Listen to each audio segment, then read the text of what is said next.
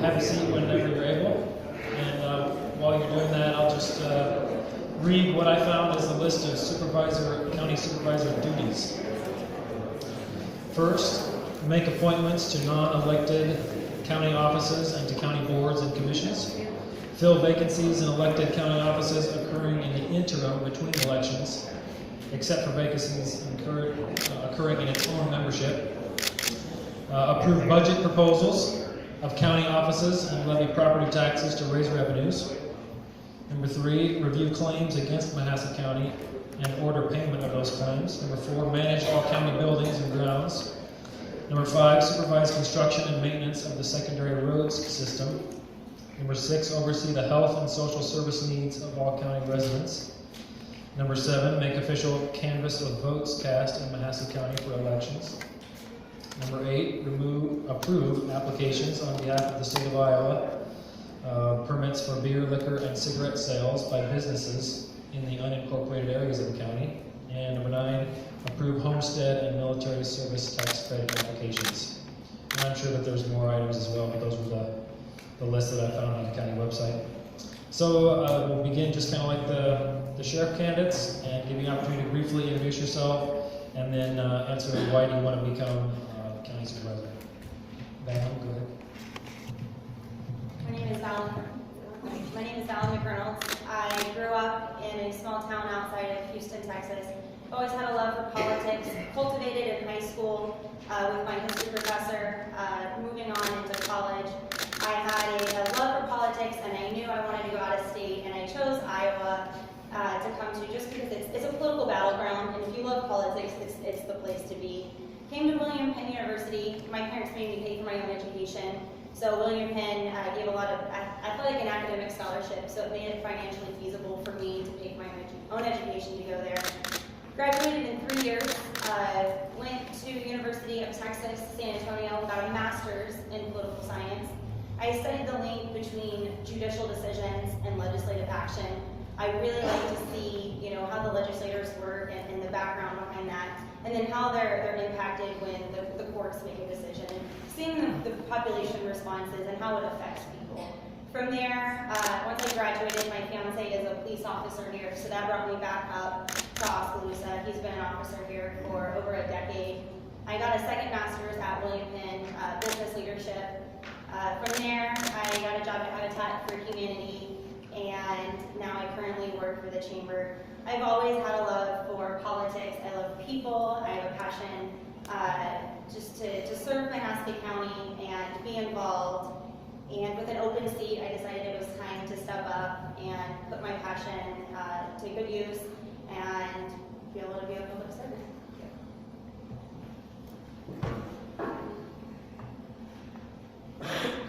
Hi, I'm Randy Benz.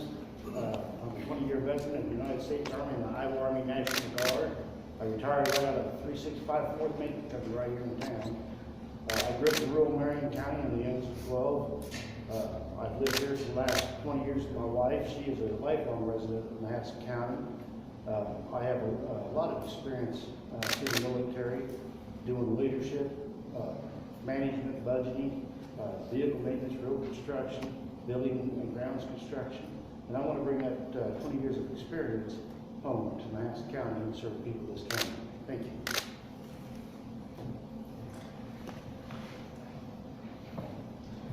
Hi, my name is Crystal Bender. I was raised in Oskaloosa, in Mahaska County. Shortly after high school, I went to Coe College to be an engineer. Quickly quit that because I realized that big city living was not for me. Started working at a local bank and found my passion of what I wanted to do at the time when I was 19 years old. Who knows what they're going to do when they graduate from high school. So about 5 years into that job, I went back to school as an adult, worked full-time, had a small child, and put myself through William Penn and Buena Vista University. Graduated with a double major in finance and accounting, and continued to work in the banking and finance industry. Right now I'm an internal auditor for a local bank. Why do I want to be a Mahaska County Supervisor? Because I want to be a voice for all of the residents of Mahaska County. My husband and I have been here all of our lives, and we don't ever want to leave, so we want to make this county better. Thank you. Good evening. Mark Greendyke, thank you for coming out this evening. The reason I want to be supervisor, it's a really good question.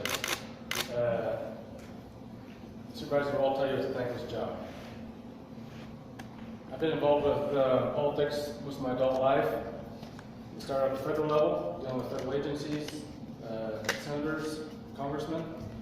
I soon learned that laws are made, agencies interpret the laws the way they choose, and then enforce it, and you go to court to actually find out their interpretation is accurate or not. And those interpretations will change as the head of the agencies change. So I've been involved at the federal level, people for all my, most of my adult life, as well as involved at the state level, and down at the county level as well. So I guess I was either to the point of either walking away, not looking back, or a little deeper and serve the people. Thank you. Thanks, everyone. How much time do you expect to dedicate to your supervisor duties? Will you be balancing your duties with another job while being supervisor? Randy, you want to go first? You are required, I guess I didn't get it on now it's on. You are required to put in 25 hours a week, but making a good decision, you're going to have to do a little research. You have to understand the material as it is presented to you, and what you're going to have to talk to people who are directly involved with that project in order to make a good decision. As far as my time, I am retired military, so I will be spending, you'll have to spend more than 25 hours a week doing this job. I don't care who you are. So, other than my job, if I am elected, the only thing I have going on besides that is my family, the church, and I work and I do participate in the every day. Thank you.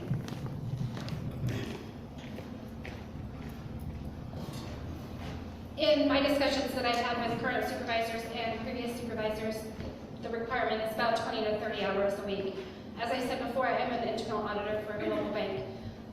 That decision hasn't been made whether or not I will quit my job at this point. My job is pretty flexible as it is. There's a lot of nights that I work because I have volunteered for something during the day, so I need to make up that time at some point. So I understand that the job is basically full-time, so I will work with the constraints that are available.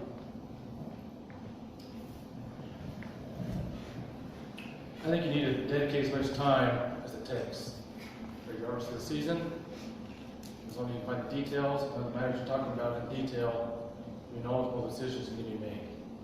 I also farm. I do work on the side, help with some of his business, and take care of my father, who's an elderly man.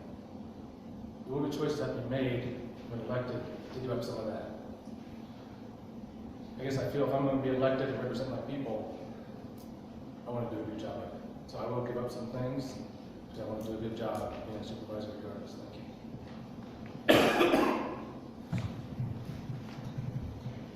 In order to do the job correctly and dedicate the time that's needed to adequately represent the people of Mahaska County, you have to treat it as a full-time job. It has to be a priority. I would be stepping down from the chamber. My board already knows that. We had that discussion in the beginning of March. This is something I really want to do. This is a passion. I want to make a career out of this. It's not something I'm just going to dabble in. I am going to go jump all the way in and dedicate as much, not as much time, but all the time that I have to this, because it's something I'm really passionate about. Thanks again. Understanding that the job has a large learning curve and covers a wide range of issues, what or who do you look to for advice to help bring you up to speed on county issues? Crystal? I think the two supervisors that remain in the office will be a great help, of course, not violating any open meeting laws. And the previous board members as well, and department heads and committee members are a great source of information when you're working with county issues. I've also been attending all of the supervisor meetings, so I'm getting up to speed on what is happening in the county.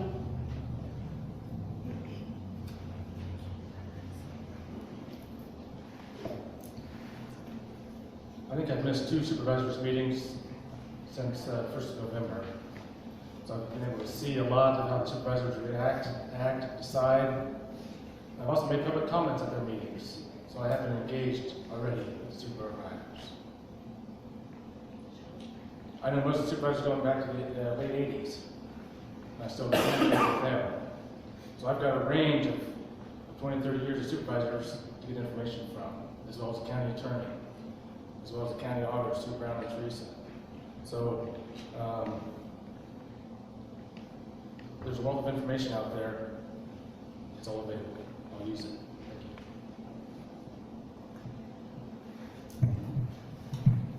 I have a very good working relationship with the current and past supervisors. They are a good resource, and never underestimate the value of going back and looking at minutes and rewatching videos. Sometimes the best way to research a past issue is to look at it with fresh eyes from your own perspective, while using others as a resource.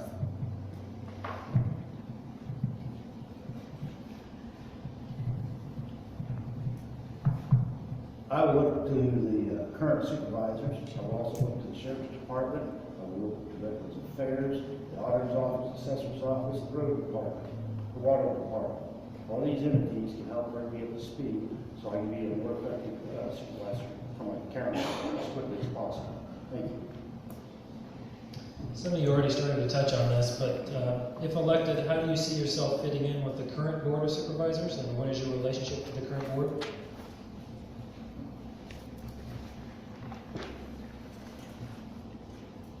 Well, I guess I've already been involved. I guess it's a working relationship. So we agree on some things, we disagree on others. So it just be a matter of taking care of the people and what's doing best for the people. Thank you. I would just like to emphasize that I have a positive working relationship with the current Board of Supervisors.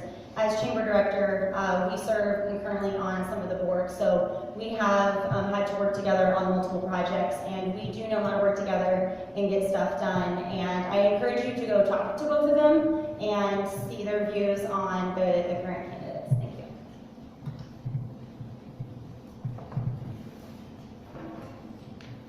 We need rollers on the chairs.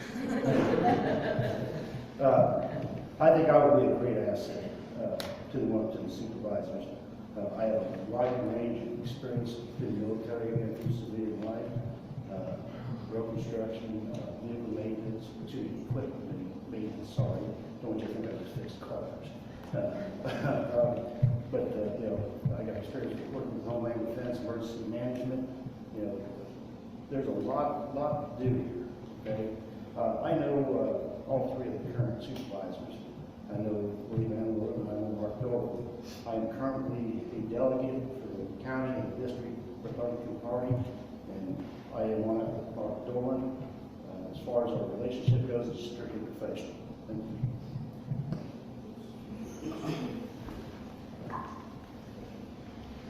I don't have a personal relationship with any of the current supervisors, but I do know them on a professional level. I've sat down with them, met with them, asked their opinion on things. And throughout my career, I've worked with a number of different individuals, so I feel that at any situation, I can jump right in, go with the flow, figure things out, and work well with other people.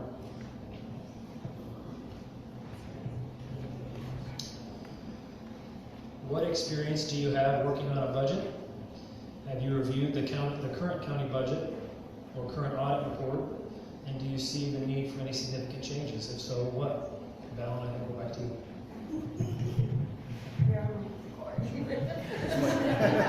Should have rollers. Next time. Working on a budget, I was the executive director for Habitat for Humanity. I ran that nonprofit for 2 years. You have to, as a director of a nonprofit, you work on that budget. Also, the Chamber of Commerce work on that budget as well for that organization. I did review the county budget. It is not my area of expertise, but I have sat down with some people that are, and they've been guiding me through it. It is a little bit larger than a Habitat for Humanity budget or the Chamber of Commerce, but the fundamentals are there, you know, just learning how to look at bigger numbers and manage those with different departments. You know, as for making significant changes, I'm always hesitant right away. Significant is kind of a big word. Even with the chamber, with changes, you know, Friday after 5 changes. Last year we did it kind of how it was done last year, and this year we're making bigger changes. I think it's important to go in and have a big understanding before you come in and say, I'm going to make significant changes. I've done presentations to the boards of supervisors from the chamber standpoint. We go and we present why we need money to the board of supervisors, and they ask us questions. So I know how those parts take place in the beginning of the year. I know they sit through about a week of those presentations. And I know that there is some new legislation that just passed on payroll, and I expect to see some changes in the supervisor's budget regarding full-time wages for salary employees.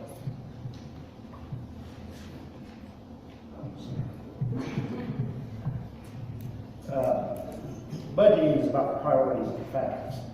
And in order to prioritize for a budget, you have to know the facts. Why it's being asked, you know, why do I need this amount of money for this? Somebody just can't put a piece of paper on your desk, this is what I need. You have to know the facts of why they need it. If you don't know how to build a road, how can you budget for it? How can you budget for the equipment that's going to be used to build it? I have experience, but, sorry, I'm being told to raise the mic, sorry. I don't like microphones, I apologize. I have experience doing budgets through the military. Every unit in the military is like a city. You know, and they have their own budgets, but you have to help them maintain their budgets as far as your vehicles go. It's cost effective to fix that vehicle, build this vehicle, and replace it. We all deal with our own personal finances. Okay, we all have to live on a budget.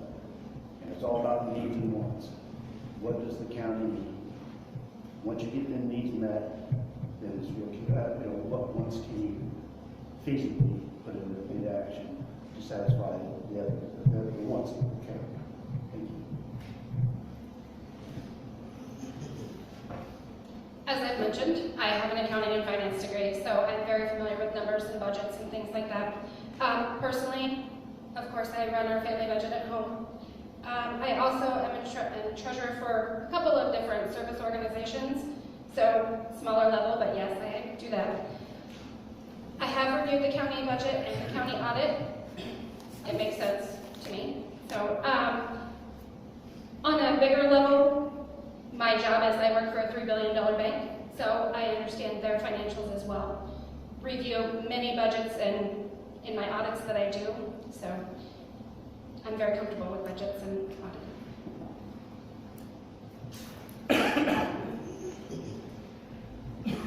Yes, I have experience working on budgets, take care of our own household, take care of our farm budget as well as the construction budget, help my son get his business going. Well, I'm now looking over my father's business as he's in Cape too. Numbers are fun to deal with, really. My philosophy is you take care of the pennies, the dollars will come. So, actually I kind of enjoy it, so yeah, look forward to it.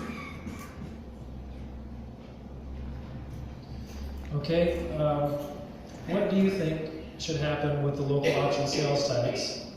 Should it be eliminated or continued? If continued, what should the monies be used for?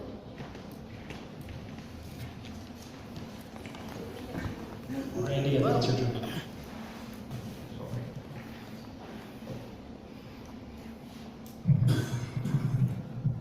I personally think the local option sales tax should be eliminated. I think it should be lowered. That way, it would draw people to shop in Oskaloosa versus neighboring communities. At the same time, it would lower the taxes on residents that have lower incomes. You know, it would bring revenue in. It would also appeal to businesses outside the county to come here to do business. It would also bring relief to not only the lower income, but also to the elderly who are on fixed incomes.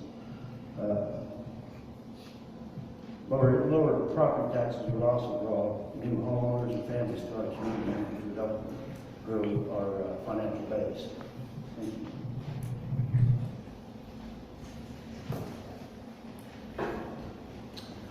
I do believe that local option sales tax should be continued.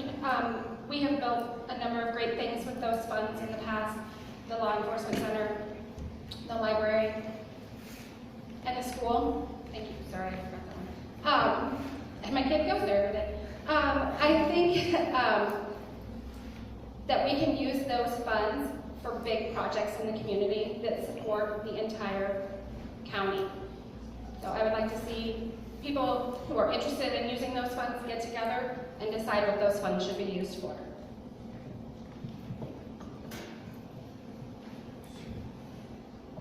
This has been a hot topic.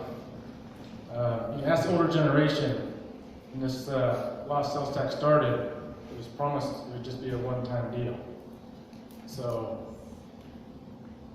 the older generation remembers that. I remember that argument as well.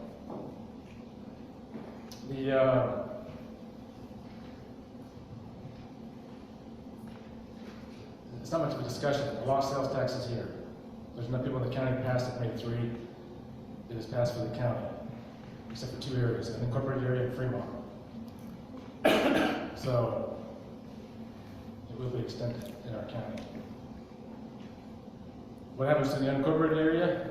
The supervisor said if it fails, they're going to put most of the money towards the roads, infrastructure as a secondary road system that the unincorporated area can use. And I'm not sure about the Fremont. I've not spoken with the City Council of Fremont yet. So I guess that's where it stands. I guess we'll just wait to see the supervisors hold to their word and go from there. Thank you.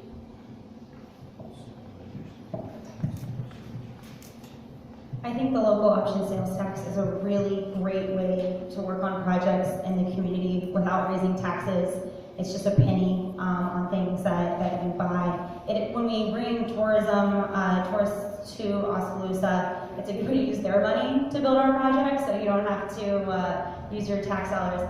It was passed in Oskaloosa. I think it's a great thing. I hope that the unincorporated residents, which I am one of, can get together and come up with some percentages that they all agree on to get it passed, so that we can all also have a project or projects that we can use that money towards. Okay. At times, the county supervisors deal with projects that involve eminent domain. What informs your philosophy on private property rights?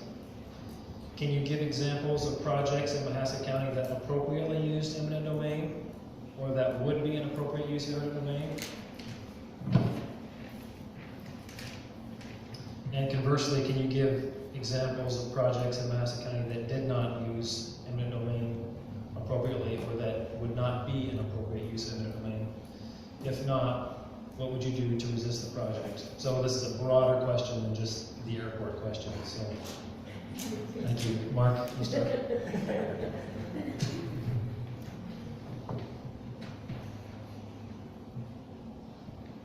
Private property is a very valuable thing. I got my philosophy from, I'm going to go way back, 1600s. The Pilgrims.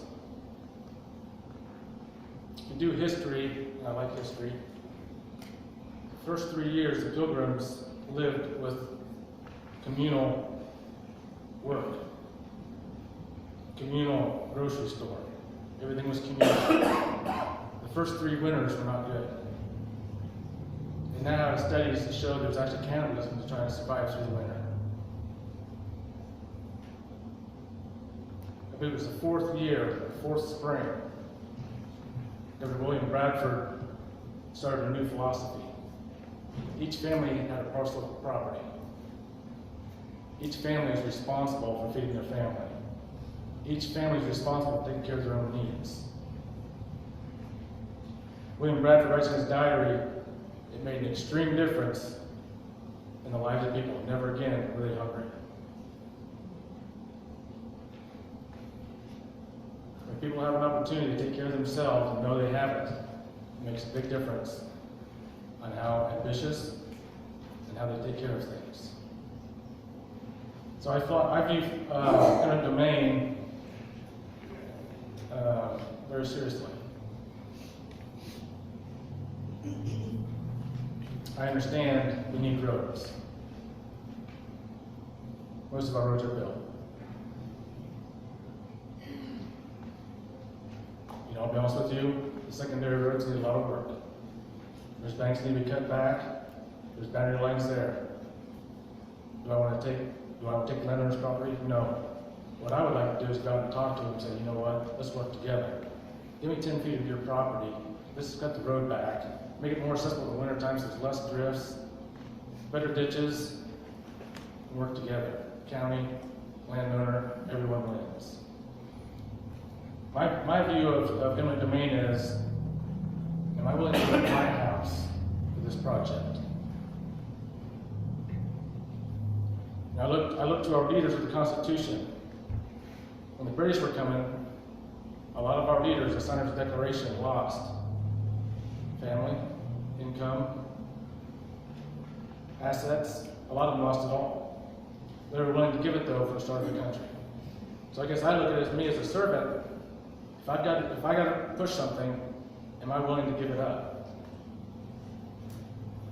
And that's the question I struggled with the most trying to run for supervisor.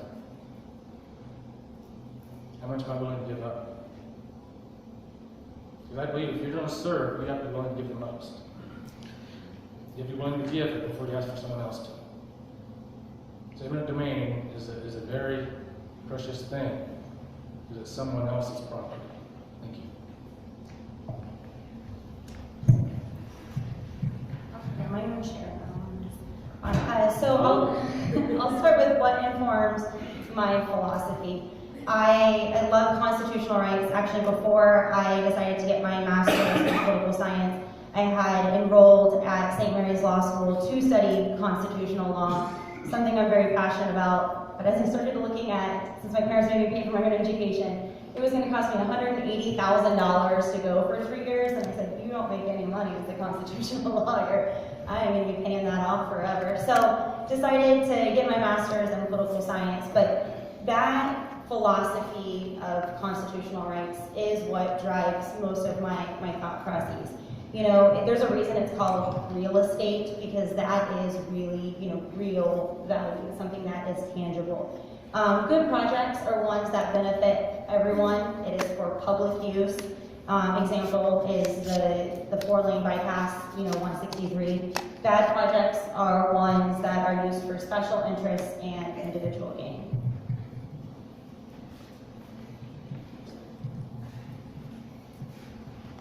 What forms my opinion about eminent domain is, first off, it's a necessary evil that was designed to be used in times of war. The current airport would be a good example of how it was used properly. It benefited the nation. The current airport is sitting on, the majority of it is sitting on the land that belonged to my wife's grandfather, Cornelius John Coster. They needed to build an airport down there. They acquired his land. You want to talk about a bad one? The current airport proposal that keeps going around. I think that's a bad one, because you're taking away property from one business to benefit the other. The book of the Bible in Deuteronomy, it says, do not move your neighbor's boundary stone. And the 10 Commandments says, you shall not covet thy neighbor's land, house, wife, whatever. And that's what eminent domain is somebody else has what you want, so let's use that to take it. That is against the very rights that God gives us. It's against the very rights that myself and many veterans have fought for. And I do not agree with eminent domain unless it's to benefit the state or the nation as a whole. Private industry, I'm not for eminent domain for that use. Thank you.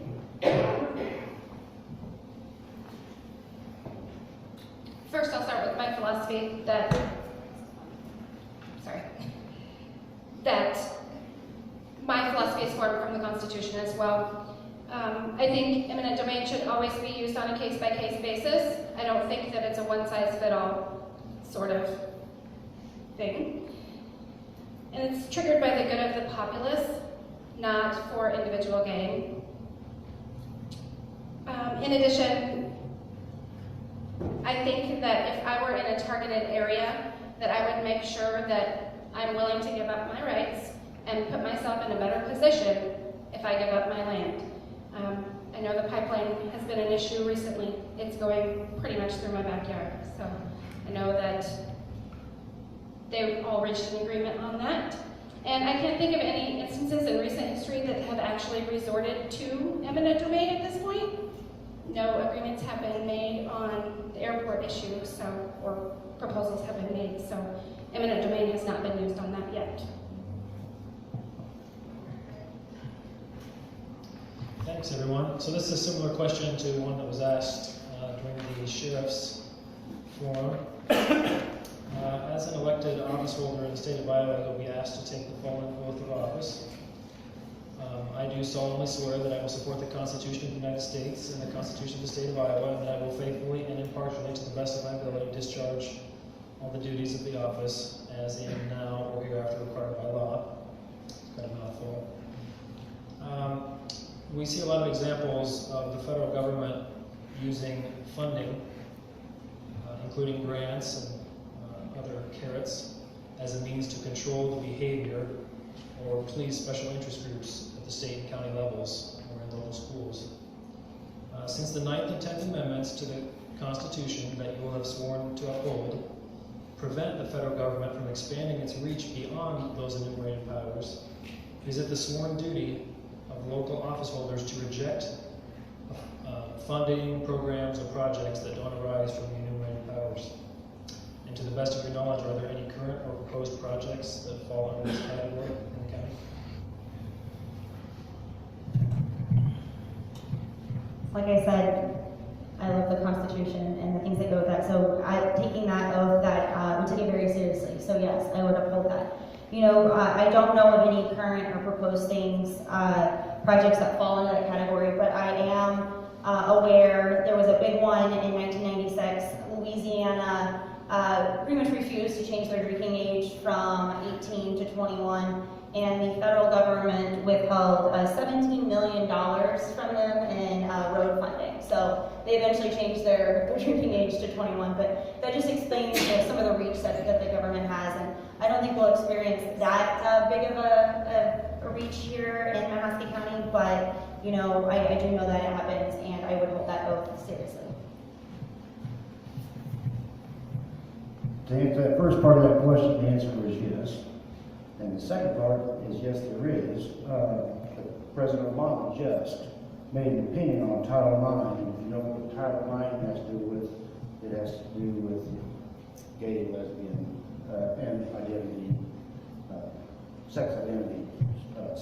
Anyway, but he stated that if the schools and the states don't abide by a ruling on gender identification, that he will pull funding from the state and schools who don't comply to his wishes.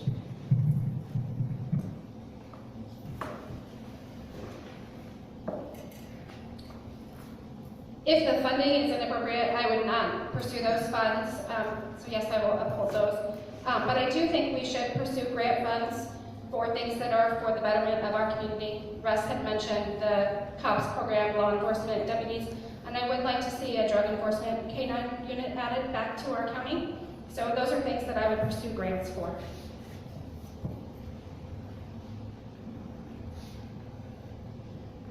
Yes, the oath is a serious thing to take. Concerning the grants, I think it's always wise to check the fine print, to really see what the strings are attached to it. That's what the government's good at, is trying to control, manipulate, and to get their way to the back door. So I think it's always wise to make sure you can get a second and third opinion, a second set of eyes, to make sure we're on the same page. Thank you. Okay, thanks everybody. Now I'll give each of you just an opportunity to address a topic that maybe the questions didn't address before we go to the audience. So is it Randy's turn to start or Crystal? I'll start. Okay, Randy, go ahead. If you have any other topics you'd like to address, everyone will get the opportunity to address one topic you'd like to.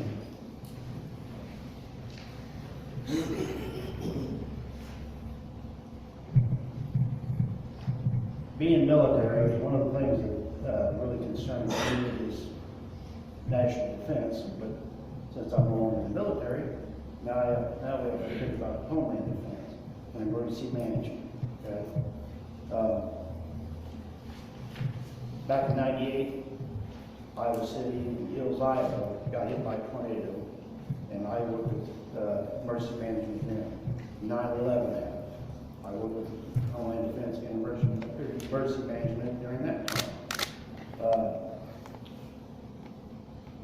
So I went and talked to emergency management, trying to find out if things had changed. You know, what rules, what regulations had changed, and I don't want to do it with that paper that's disappeared, but anyway, yes, I asked them about the budget, because that is something the supervisors are part of. But it's actually only one supervisor is assigned to emergency management, right along with the city mayors of every town within that county, fire chief, police chiefs, they're all part of that. And that one supervisor will get together and they design the budget. And once emergency management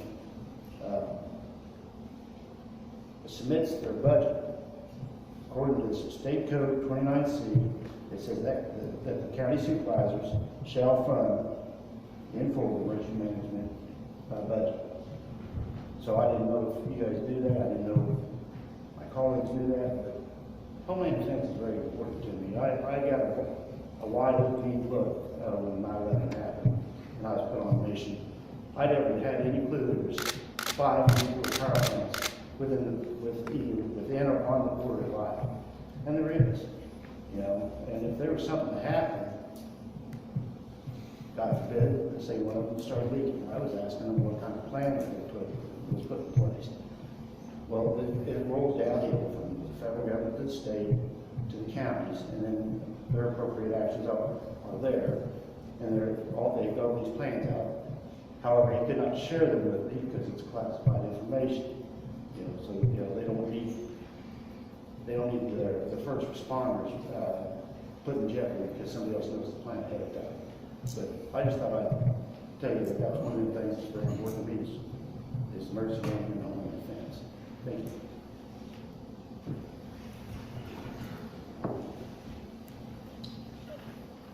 One thing that I wanted to address that we had not answered already was the fact that our county is shrinking in size.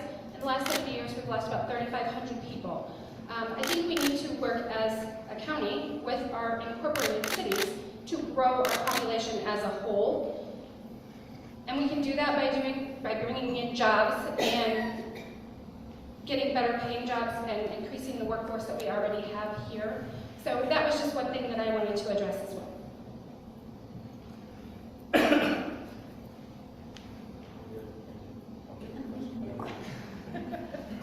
I'll take this time. No, I'm just kidding.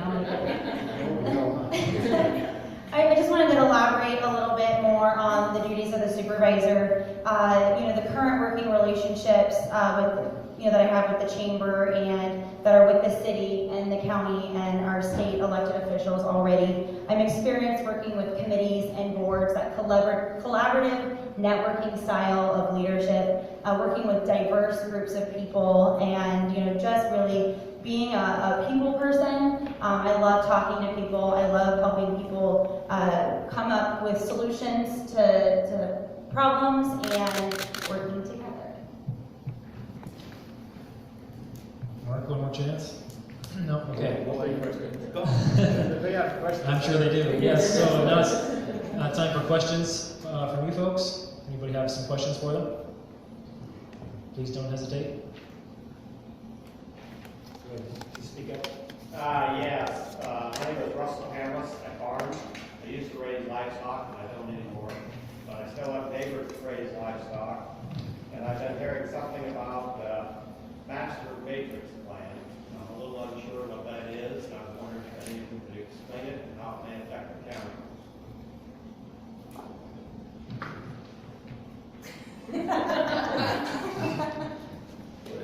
Yes, thank you, Russell. The Master Matrix Plan, the Board of Supervisors, sorry, I'm trying to figure out the best way to explain this to where it's understandable. With livestock facilities, they're regulated by the DNR in Iowa.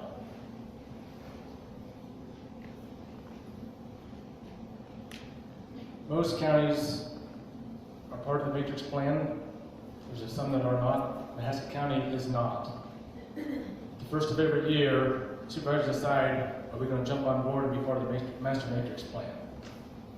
What this does, it adds an extra,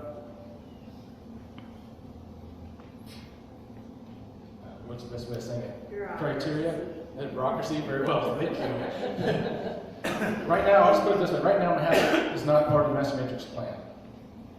So if a business person, farmer, investor, agriculture wants to invest in livestock facilities, as long as they meet the DNR requirements, the Board of Supervisors will sign off.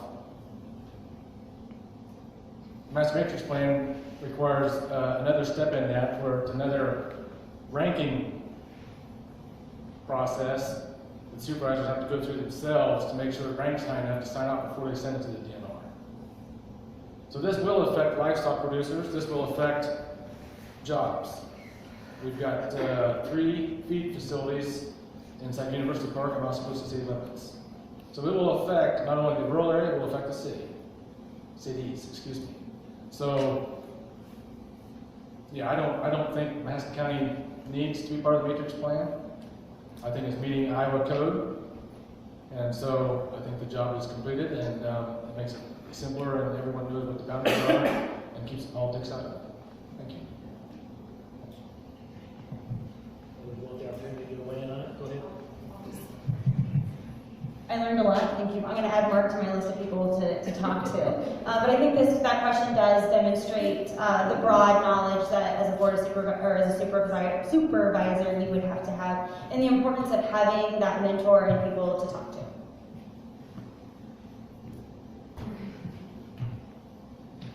Yeah, I have experience filling out master matrix requests, and essentially a lot of counties have adopted it as a set of guidelines. It's a point system checklist that you can go through and submit to the county supervisors, and you get a certain amount of points if the facility is of a certain size that's smaller, or if it's a greater distance away from other dwellings or cities, etc. And it's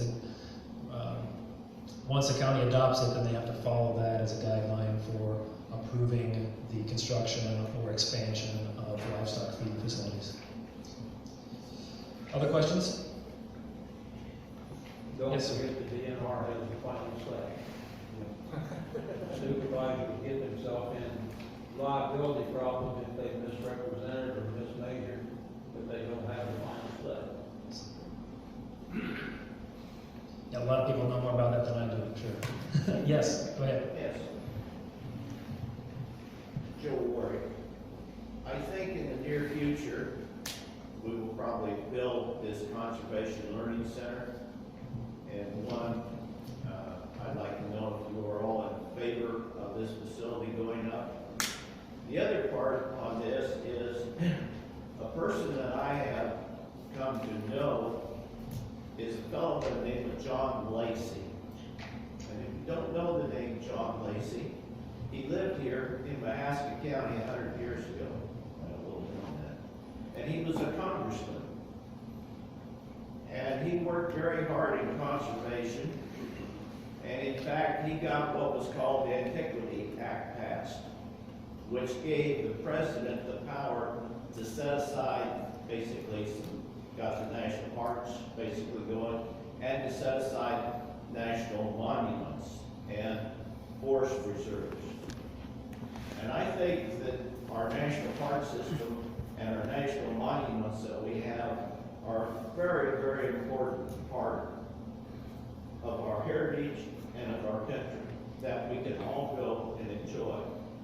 And so what I'm asking, if we build this learning center, would you be willing to encourage the Conservation Commission to include an area in there talking about John Lacey and the history of what he did?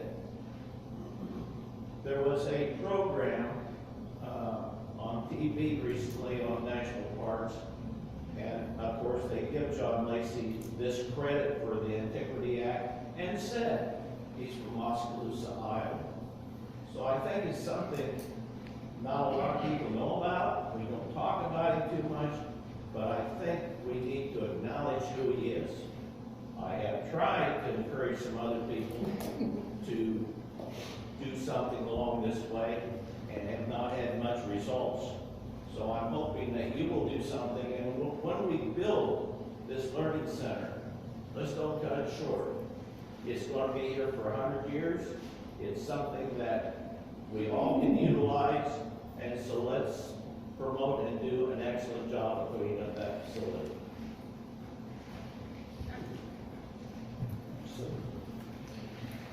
Joe, thank you for bringing that up. I am fully in support of the Environmental Learning Center. It is actually on my way home. I would drive past it a few times a day. I love the Environmental Learning Center because it is going to also house the mammoth bones that were found here locally as well. So I would be in full support of a Lacey section to document that history there.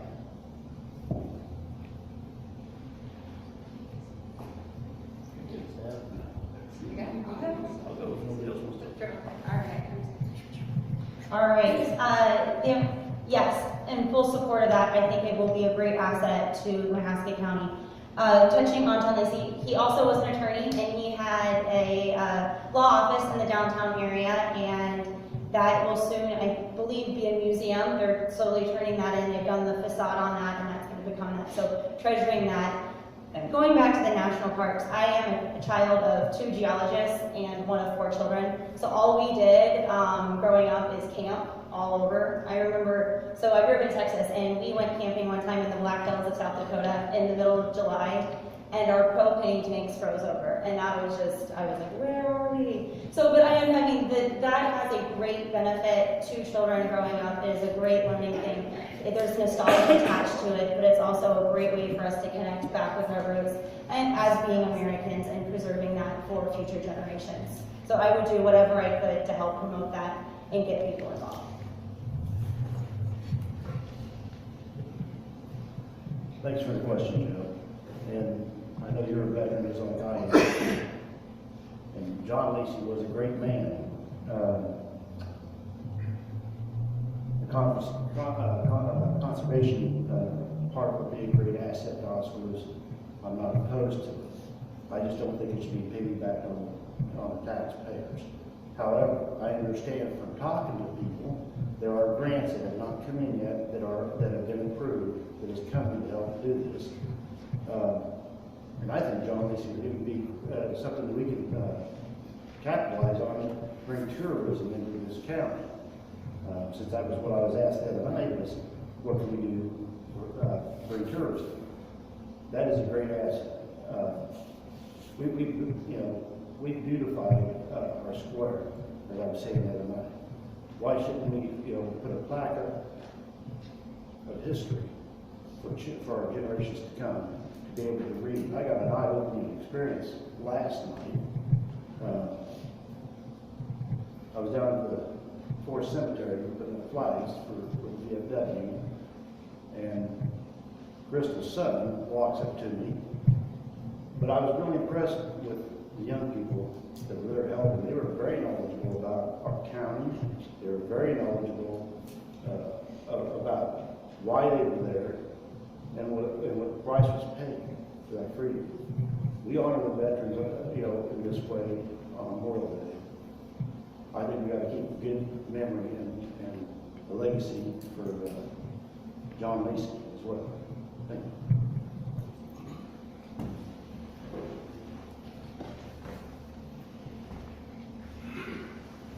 Thanks, Joe, for the question. Conservation Center, I know the current Board of Supervisors have promised funds to build the project, but they're still trying to find the ends to the funds. That being said, I think it is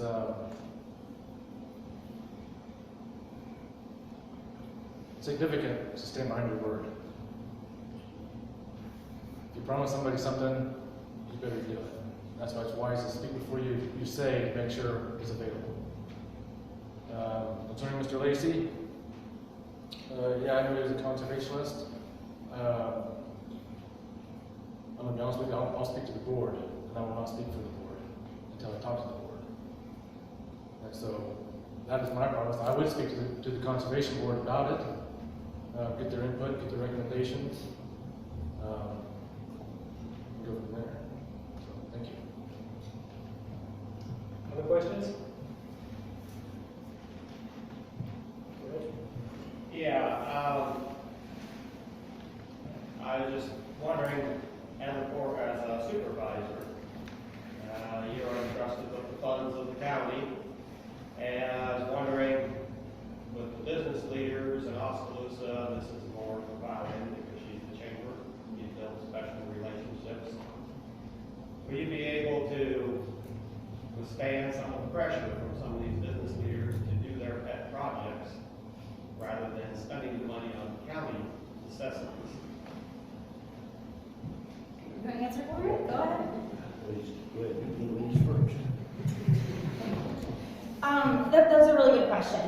I am the chamber director, and as chamber director, I serve the chamber businesses and their best interests. I would do the same thing for the constituents, people that live in Mahaska County. I do work well with city leadership, but I've also had times we've had to have hard discussions, and that is something that, it's good to be able to have that relationship where you can have those hard discussions. I definitely would be a voice for the people, and I don't consider myself a puppet or in any way or someone that's looking out for their interests. I would carry out this job very seriously as being the voice for the people. Does that answer your question? Yeah, pretty much. Okay. Anyone else Did want you to weigh in want on the that? rest of us to answer that too? Yeah, Okay. whole crew. Wanna go? Yeah.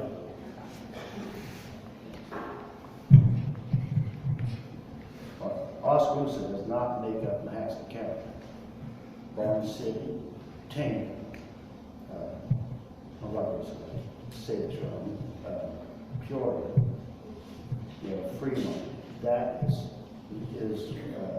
Mahaska County. If a proposal comes up to me that does not benefit the people as a whole, I'm not interested in funding whatever the pet project is. I want to, because every time something comes up, it seems like it's a tax, or a great deal. There's grant money out there, but it always seems to come to tax. What can we do? How can we use tax money to do this and that? I want to try to keep the taxes down, because if we get taxes down, like I said earlier, we ain't any family moving back in here. People come here to shop versus going to Pella or Tone or whatever. And then, businesses will look at it, hey, wait a minute, they got a lower tax base in this county, they're not building theirs in here. It's not gonna happen overnight, I know it's tough. But, you gotta start somewhere. Thank you. The question came up Tuesday night is if I felt that there was a conflict of interest because my father's on the city council. And I answered no, he's not a conflict of interest.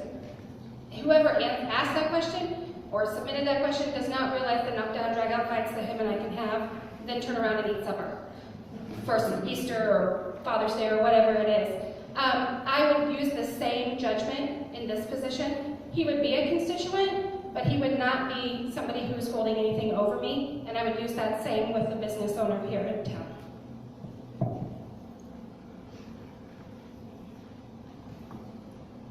Thanks for your question, Marcel. We've got 11 incorporated cities in Mahaska County, 6 school districts, and an unincorporated area. If you go to the Mahaska County website, it shows the duties of the supervisor. I think it is important of the supervisor to carry out those duties as economical feasible as possible, but serve the people well. The rural people are taxed differently than the incorporated areas. That's because the supervisors serve the incorporated areas differently than they do the incorporated areas. And in so doing, if we do it properly, that should leave some tax room for the cities to tax the individuals living inside the city limits for the stuff, the needs, the cares that the city wants and needs to take care of itself.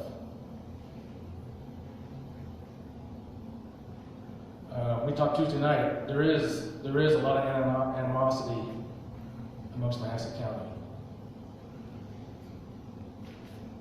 I believe the power to bring unity lays within the Board of Supervisors' hands. I believe it's the Board of Supervisors' responsibility to do their job faithfully, treat everyone equally, with respect and dignity, and do their duties, and let the other elected officials in the incorporated towns do their duties to the people who live in the area. So I hope that answers your question, but that's where I stand on what my responsibilities would be as an elected official. Thank you.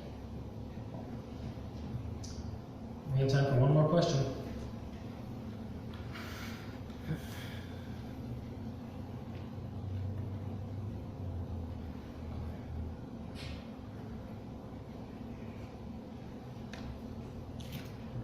Okay.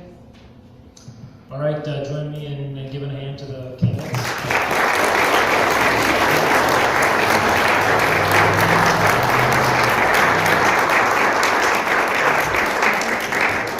Thanks to everyone for coming, and of course, thanks for all of these fine folks for stepping up, putting their name forward on the ballot to run. I think it's a sign of